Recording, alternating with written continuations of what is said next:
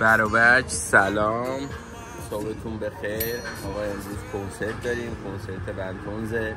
منم قراره 2 تا ترک توش اجرا داشته باشم، بریم که حاضر شیم. خداوند انشاءالله همه ما را آدم کن.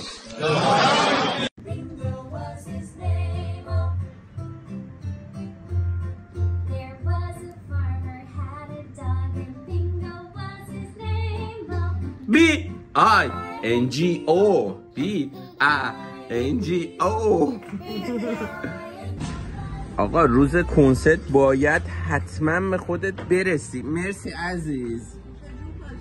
عشق باشد، رود شلکن باشد. این مرغ مینا میاری پایین. آقا بریم ساوند چک.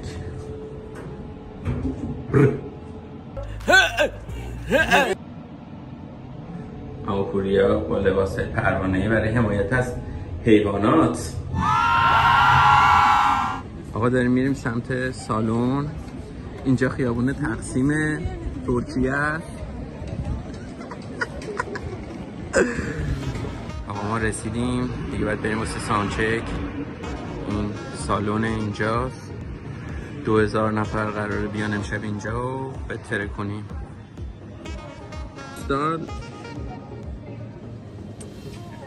همکنون عقاب دیگه آقا گذاشته. آرمان میلادیو داریم، دایرکت بدید قول میده جواب نده. هومانو داریم، مخلصم. ببخشید اگه تو کادر جا نمیشی. Emotional damage. مخلصم. این مورد تیدی است. این ترمزه. بک استیجین با مسئول اصناف. آقای چی بود؟ سام. بقیه چیه؟ سام خالی؟ سام باجناق؟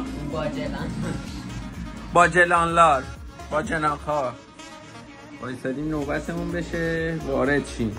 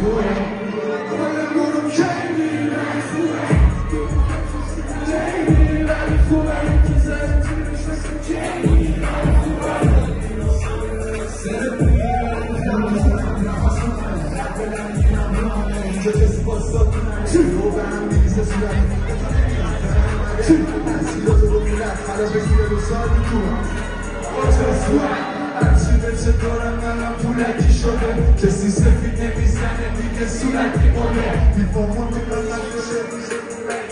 این همه تو